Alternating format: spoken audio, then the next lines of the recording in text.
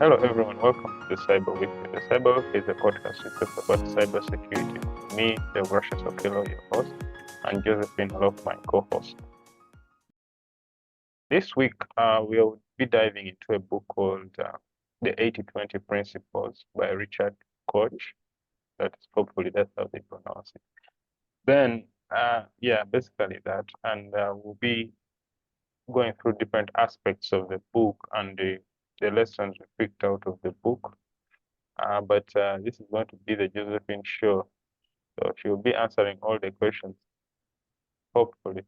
We'll be mixing up. We'll be mixing it up with you answering some as well, though. I was throwing you under the bus, but No, that can't happen. okay. So now the first thing is the book uh, has 16 chapters, and it's basically based on Wilfredo. I had to write down the name because I wasn't sure I would remember it. Wilfredo Pareto is an Italian who came up with this 80-20 principle, and it's also called Pareto principle, basing on the person who actually came up with it. And the whole aspect with it is we are supposed to, I'll leave it for Josephine to try to explain. But yeah, that's how it came out. Uh, and I think before me ruining things, Josephine should take over. So yeah, so those are one of the things I found out about the 80-20 principles. Uh, the, yeah, let's get started. Now, first and foremost, what is the book all about, Josephine? Okay, it basically looks at the 80-20 principle, and the 80-20 principle applied to all the areas of your life, whether it is personal life, business, in any area. But essentially, it looks at, as you said, rightly said, that it was a phenomenon that Wilfredo Pareto discovered when he was looking at wealth, because it was discovered in 1896. He was looking at wealth distribution, and he found that most income and wealth went to a minority of people in his samples, and there was a consistent relationship between the proportion of people and the amount of income or wealth that this group enjoyed. And that's the basis of it. So the 80-20 principle states that 80% of outputs come from just 20% of inputs. And it applies across many domains in life. In business, for instance, 20% of products or customers usually account for about 80% of an organization's profit. In society, there's also the pattern which observes that, for instance, 20% of criminals account for 80% of crime, 20% of motorists account for 80% of accidents, 20% of those who marry comprise 80% of the divorce, and that pattern has been seen throughout. So the 80-20 principle is highlighting uh, this across the different domains. So essentially, that's what the book is about. Now, basing on what you read about the Pareto principle, when it comes to work, the aspect of work, how do you usually manage it? And what would be those particular parameters one should set up in terms of work and scheduling? So how do you schedule your work based on the Pareto principle, which is the 80-20 rule?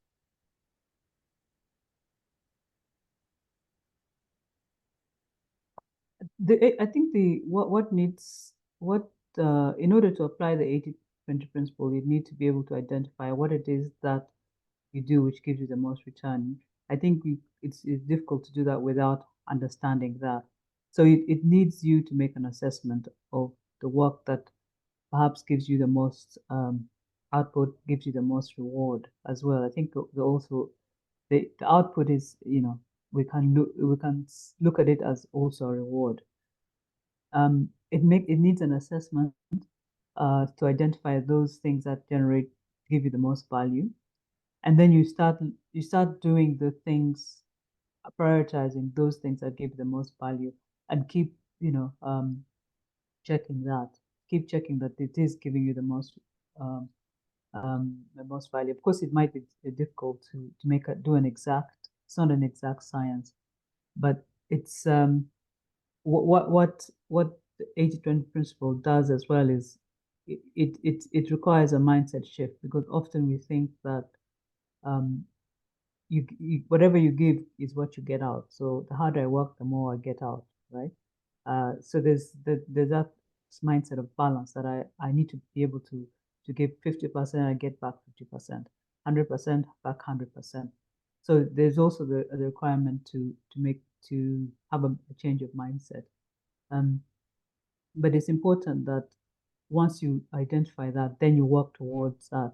I think one of the things that I'm trying, from the principle I'm trying to do is, and of course this can apply in work as well as in personal life. It is in identifying that 80-20 principle. Um, Look at what you have previously done. So what have I done that I'm most proud of?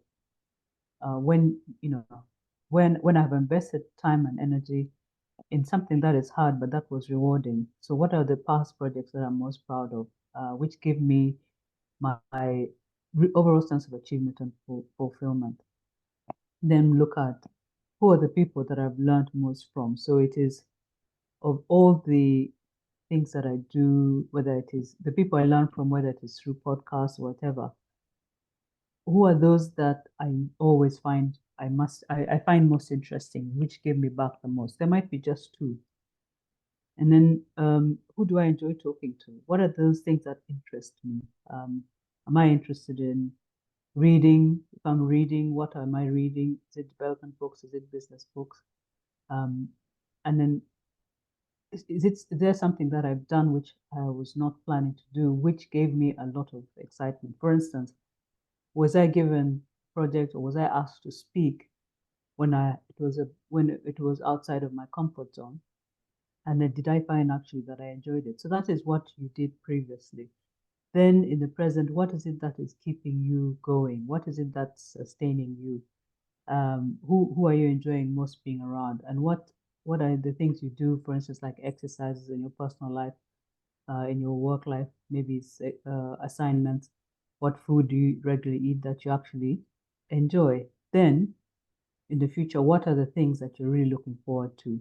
So having identified those things that you most enjoy, give you the most return, those are then your 20%. And what you can do is double your effort in that 20%. I think that is what um, I'm trying to get out of this principle. So by doubling your 20%, it also means giving up on that 80%, which is not giving you return. So having understood what is your 20%, it is when somebody asks you to do something, perhaps which is not within your job description, and you really, really do not like to do it, and you're not excited about, you need to be able to say, I need time to do my whatever that 20% is. And there's also the concept that there's so many things, the 80% that we don't enjoy doing. Perhaps if you have the ability to do it, delegate that 80%. In personal life, for instance, if it's at home, being able to, if you don't enjoy cleaning or whatever, perhaps you can delegate that to somebody. You can pay somebody to do it. You can don't enjoy doing research. You can perhaps get someone to do it for you, so that you're focusing your effort on the 20%, which gives you the most return. So scheduling your So, time and your efforts towards that 20%. yeah. Now, to piggyback a little bit into it, I want to know about the aspect of narrowing your product ranges and customer selection. This is in line with business because of the 80-20 principle. So how do you usually ensure that you get the most out of your clients using the 80-20 principle? I think what I advised about identifying that 80, the 20%, which give you the 80% return. So if you're already in business, you have the opportunity to assess based on your returns, based on your reward, the clients which give you the highest return. That is something that you can do. And the products which give you the highest returns. The the principle has been seen, for instance, in software products that people buy, even you, if you look at it, when you buy any software, do you use 100% of the features? It's unlikely, right? It's Yeah. more likely that there's just 20% of the features that you use. Therefore, the 80% goes to waste, right? So in business, identifying those which give you the most return. And in business, it's much easier perhaps to to measure the output because there are financial outputs, but there's also the feedback you get from customers. The customers who perhaps are easier to deal with, pay you quicker, who who don't require as much effort. There's some customers who perhaps spend 80% of your time, but giving you back very little. And making that assessment is saying, I'm going to prioritize this 20%, and perhaps the 80%, if it's not giving me enough reward to justify my 80% effort, I then disengage. And it's likewise with products. Perhaps there are products that you have developed which give you headaches. So giving you a headache means that uptake is not so good. The amount of resources you spend to develop further, to improve, to support, perhaps then become high. So perhaps those are the products that you need to disengage with. But what essentially the 80-20 principle is saying in business is sometimes we overcomplicate our strategies by saying, I'm going to reach all these customers, I'm going to have all these products. And sometimes it's about once you've identified the 20%, it is simplifying your business strategy so that you actually only focus on those which give you the highest return. I think that is essentially what it is. It's to simplify. So not make it complicated, too many people, too many products, too many markets, but to simplify that so that your strategy is simplifying, focusing, and making sure that what you're delivering is what the customer wants. It's what the customer finds easy to use. It's what they it's exciting the market. It's addressing a need that others are not addressing, and then you're focusing your resources on making the best of that. Yes. So that is one aspect of like the work aspect. Now, when it comes to relationships, how do you defend the relationships you're having with if you're applying the 80-20 principle?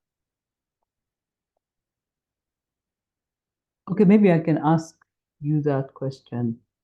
So, having understood the principle, how would you apply it, for instance, in your relationships?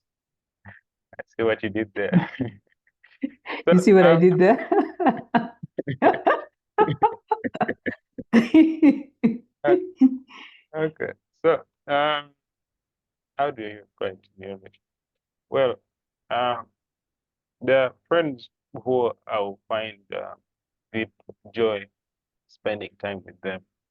I won't be forced to be something I'm not or try to conform to what they want. So I would likely spend more time with people like that because that are the people who I feel more comfortable with.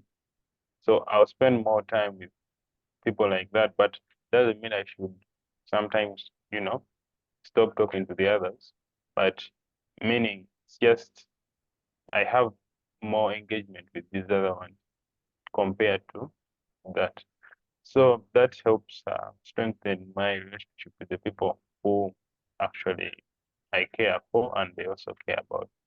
So I think that's how I, I would apply it. And yeah, and when it Yeah. comes to family and also relatives, extended relatives. So that also applies the same way. People who you find more comfort with, you spend more time with, something like that. Yeah. So I mean, essentially, there's a quote that says relationships help us to define who we are and what we can become. And most of us can trace our success to pivotal relationships. That's a quote by Donald Clifton, which is in the book. So essentially, with relationships, the principle is the same. 80% of the value of our relationships come from 20% of the relationships. 80% of the value of our relationships come from 20% of close relationships that we form first in our lives. And we also devote much less than 80% of our attention to the 20% of relationships that create 80% of the value. So here is a lesson in prioritizing those relationships which really matter. So out of your networks, and I think when we look at relationships, we also need to look at the networks because we talk about networks that that your it's important to have a relationship, I mean networks which give you value, right? Instead of being in all the networks, focus on the ones which give you value. And you don't have to spend 100% of your time in these networks. If you prioritize them, you can spend 20% of your time, yeah, and then get the most return.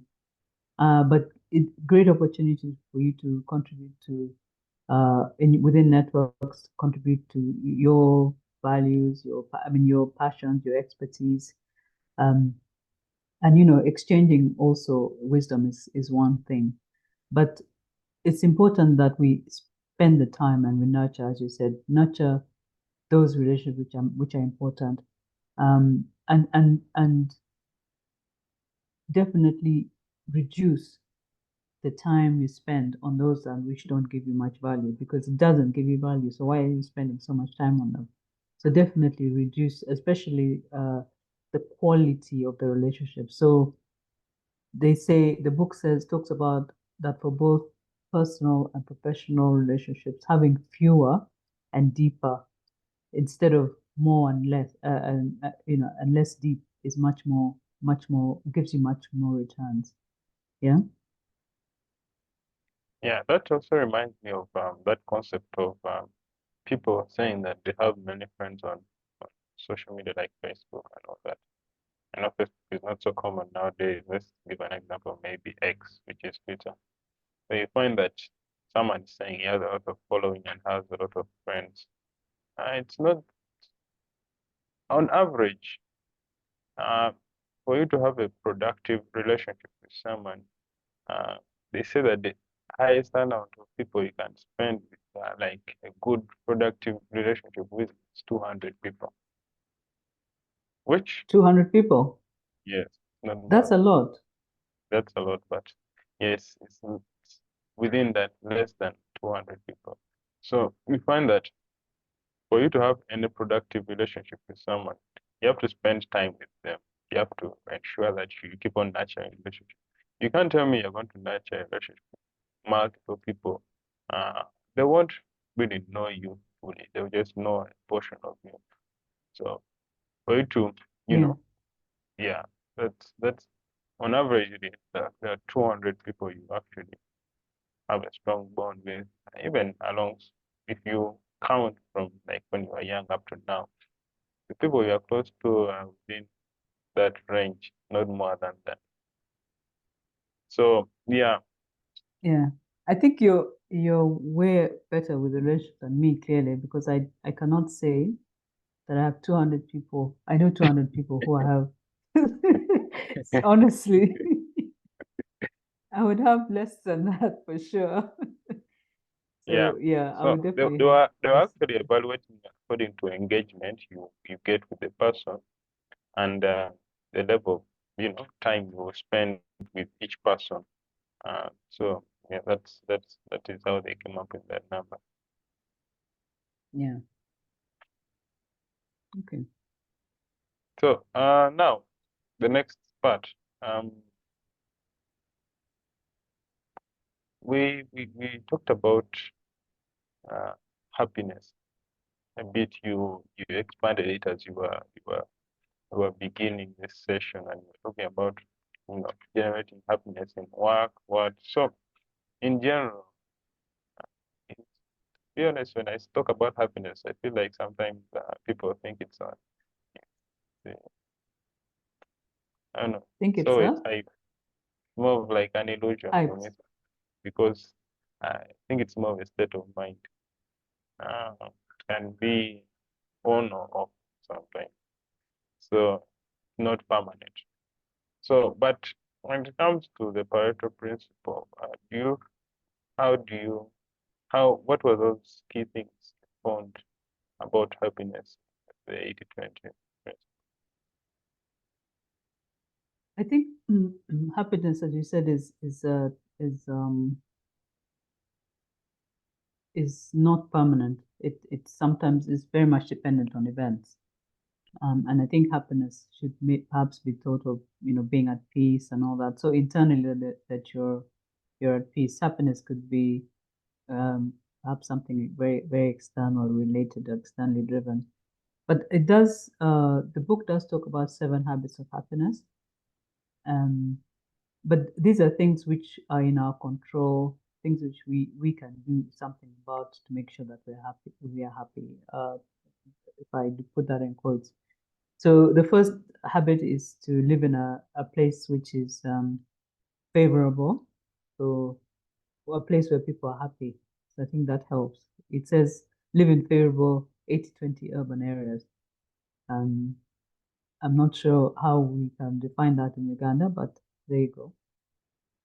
I think I think for me happiness would be if it came to living is living in a quiet place where there's lots of trees and where you can walk. Then you've got spending time with happy people. I think they say that it rubs off on you. And then taking you control your life, knowing I think some of the things that we feel when we're not happy, we feel that we don't have the right to do what we want to do, or we don't have control over our actions. So taking control over your life choices is very important. So that is 80-20. So you internally feel that you are actually in control, and sharing your passions and gifts through relationships and goals. And I think trying to be happy also helps. So laughing easily, smiling often, spreading cheer, I think that helps. That's another habit. And then the habit 6 is being able to reflect. I think there's a lot of advocates for mindfulness, a lot of advocates for meditation, and they say that that reduces anxiety. I've not been able to meditate, but I do find being reflectful and being quiet, spending time just thinking through things, through life, and reflecting, that helps. And of course, there is exercising well, eating well, and taking care of your body. So those are the habits. But it's still 80-20 in the sense that you're picking those things which give you the most return. So, you know, the people who give you the highest return, you want to spend time with them. Those happy people. The life choices, try and make sure that you are able to pick those choices which give you the most return. So it's that's how the principles apply to happiness.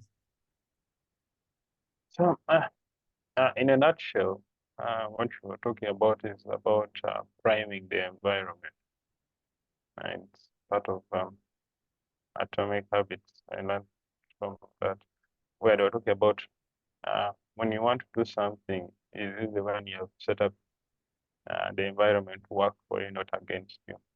If you want to read a Yes. book, make sure you have a reading table. Uh, you make sure you sleep early or something like that. You want to run in the morning, uh, put your shoes nearby your bed, making sure that the people around you are in support of, of what you're doing. That is part of priming the environment. Another fun thing about it is my mom, uh, since she's in the counseling, she does guidance and counseling professionally. So she told me once about there are two like sorry about that. There are two Sorry. ways of learning. One is you learn through actually it was the first one which came out. So you learn through the environment, like the environment affects the way you learn. So she gave an example of you're around people who are drunkards, you'll find that you're leaning towards drinking. If you're around people who read, it's easy for you to read because in your environment you find that that is something easy to do and easy to reach. And for you to fit into the pack, you have to do the stuff people usually do. And even there's another book I read about which also expounded more on that. They give an example of monkeys. So a monkey would have a proper technique of, let's say, cracking a nut. So that's Mhm. coconut. So cracking it, they will have a technique of doing it, which is very good and very superior. But if they go to another colony of monkeys or another group, they'll adapt the technique which those guys are using, even if it is not that efficient, just to fit into that environment. Yeah. Yes. Then the second principle, the second one which would work is this one is God gave you a brain to think for yourself. Um, so you decide on what you're supposed to do and what you're not supposed to do. So yes, you can be around people who are drinking, but it doesn't mean that you're supposed to drink. You can think for yourself and go through and understand that this is something I want to do and this is something I don't want to do. But it really helps if you're in the right environment. It is, yes, you can control yourself, but there's really not much you can do sometimes when your environment is against you. Yeah. So Yeah. I think they say that having, willpower is finite. That yes, sometimes you wake up in the morning, you have all the willpower, but we also burn out, we also get tired.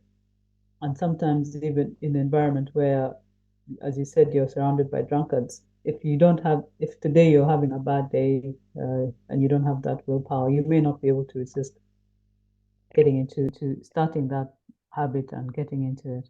Yeah. yeah, it depends on you as a person. Uh, so the next aspect of it is relationships. Are so this is more of I think you talked about it, but you could highlight a little bit more about the relationship, the value of the relationships you have, and how the book has highlighted the process of maintaining those relationships.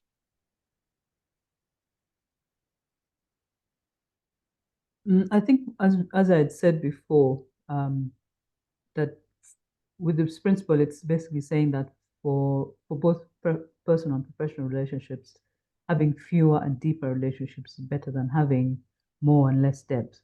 Yeah. So even when you spend a lot of time together with someone, but you find that it's not satisfying, then you really should not be in that relationship. So, Because um, the more time you now, when spend it in a comes to bad this, relationship, the less time you will have to have the good ones. yeah. So when it comes to this, uh, how do we define valuable? How do we quantify valuable? That's, I think, one of the key things we need to look at this because valuable varies. It's Variable it's relationship. it's personal. Mm, yes, yes, that's what I'm trying It's to very dive at. personal. Yeah. how do you Well, feel someone may be when you spend time like with a person? when I'm hanging out, I would want Uh, to spend time with maybe family or to relax. And someone else will be like me, I would like to go for parties to relax. So I think the level of value of relationships and how we do that really varies based on your character traits. Based And on what gives you the reward, yes, yeah, because you might have a friend who likes going out, yeah, and then when you go out with that friend, you always feel drained. yeah, Perhaps they're just not giving you what you want in terms of your reward. You're not having fun with that friend. So why are you spending? You might find that you're spending a lot of time with that person, and then you find yourself little time for the perhaps the relationships that you would enjoy. So why are yeah, you spending so much time with that person? So I think its value is down to the person, but also obviously in the professional setting, it's also down to how you see yourself in terms of successful.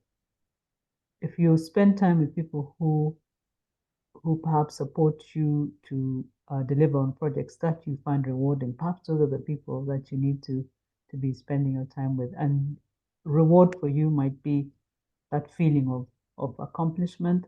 It might be that you have potential to be promoted. So it also depends, but it has to be based on your values and what you see as important in your life and how you measure your happiness or your success. I think that's important. yeah. So that reminds me of something about yeah, it is now lost. Sorry. Oh my God. So yes, I think let's continue because that one is truly gone. I'm trying to record it, but it is failing to come back. So what's the difference between being busy and being productive? That's, I think, one of the key things we need to Sorry. the difference. What's the difference between being busy and being productive? I think we need to highlight a little bit about that. I think you know what busy is. Busy is you've got um you've got 10 things to do on your list, and you feel that you have to do all of them, and then you go after them. You get interrupted with phone calls, there's emails, there's every kind of thing, perhaps meetings, but that is busy. You've got things to do. You don't even have time to reflect on what it is that you really want to do. That is being busy. Productive is that you know what is important and you're spending time to do that which is important, and that whatever it is you're doing is giving you that return that you want. So you actually feel, yes, I've had a good day. I mean, you know as well. There are days where everything comes at you. You've been busy, you've been emailing, you've been on the phone, but at the end of the day, you feel, actually, what did I actually accomplish today? What was my end? What was my output today? Apart from answering phones, sending emails, perhaps you don't feel productive, but you are busy. So being productive is knowing that you have accomplished your goals, the goals that you have prioritized. I think that's what's important. I don't Yeah, know if I you, think yeah. I think the biggest issue with this is I'm one of the victims of such things, being busy and not being productive. But the whole aspect about it is sometimes we have this issue of not uh, having priority levels for things on our to-do list. So you find you you want to do multiple things, but the level of productivity won't be easily quantifiable uh, in the aspect of return on investment of time. So you need to really look into that because as much as you say you're busy, if it is not something which is key at that time, at that material time, it makes it still not valuable. So I think you need to have like three major tasks, or yeah, three major tasks in a day which you consider really valuable. Then the rest, even if you don't do them, or if you get caught up with time, if you have done those three major ones, you feel like yes, you have achieved your goal. Instead of having everything high priority. Now what is low? So like you won't be able to be productive, and it still rotates around the 80-20 principles. The key things which will bring the highest yield are the ones we should focus on. So that's Yeah, personally my opinion. yeah. I mean, I used to read. I came across this term that you should have a not to do list.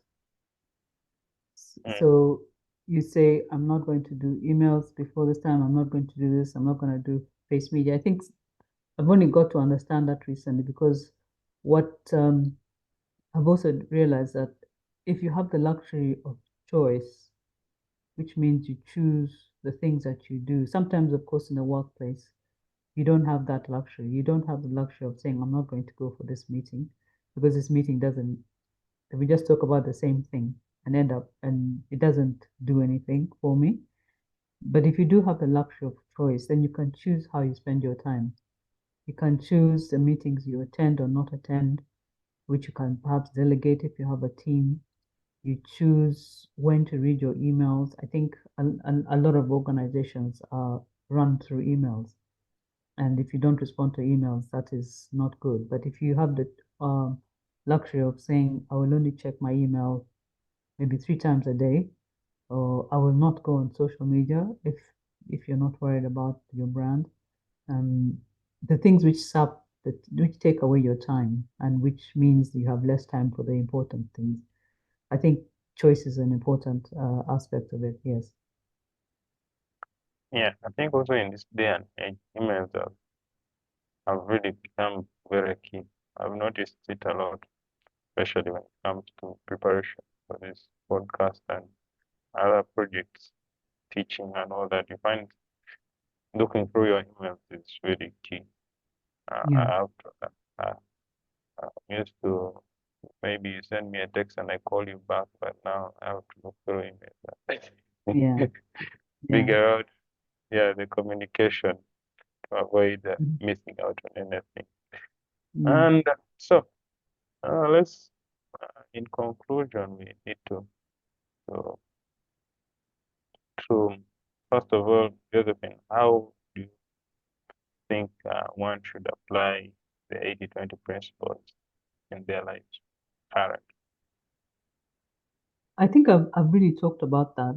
And I think when we look at the things which give us the most return, we should look at all aspects of our lives, whether it is our professional lives, our personal lives, and our relationships, how we live our lives in terms of the people we hang out with, the books we read, the exercises we do, the food we eat, how we manage our health and wealth. Those are important. So I think the key takeaway also um, is to understand that um, you can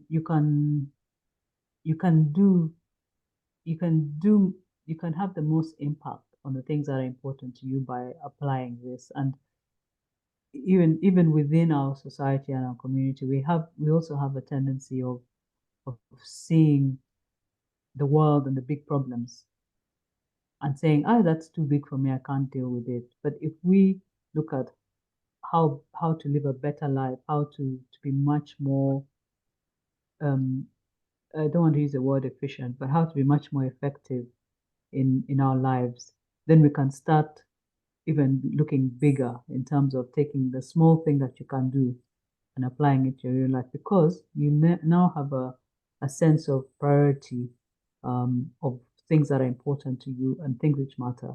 And you are devoting the time that you need to do that. But you're becoming much, much better as a human being. I think that is something. And you're not wasting your resources, which are your time, your energy, your money, and all that. So I think it is important that this principle can help us live a much better life, become better people, and then become better citizens overall. Yeah, true. So I guess Josephine has given you her takeaway from the book. Me, I feel like we should ensure that in life you know where you want to go and those key things you are supposed to do to reach your goals. And by that, you'll be able to know what to choose and what not to choose. And you know it can be hard sometimes. So and this is, I've now remembered what I'd forgotten.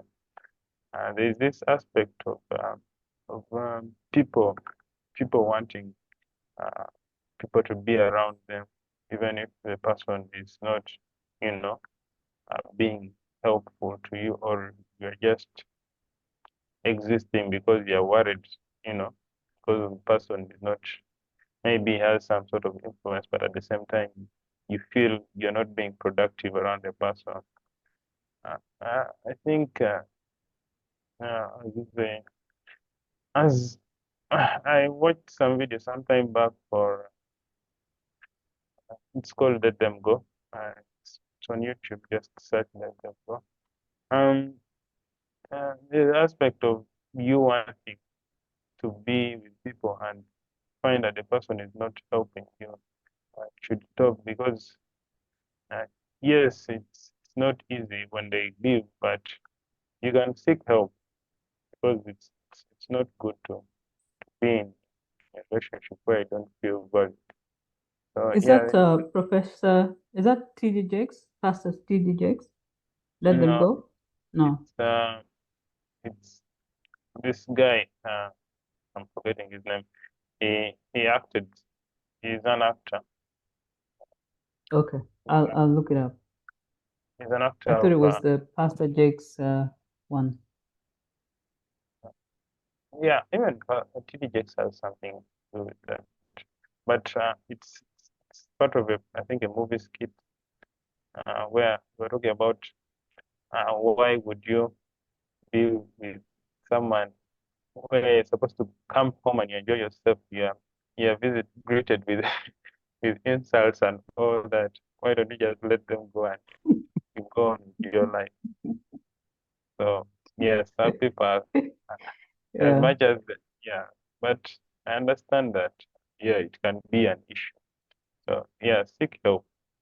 Yeah, there are guidance and counseling people. There are communities which can help you, you know, go through such situations. Because yeah, I understand if you've normalized it, it's hard for you to get out of it. So yeah, you are having an issue, seek help.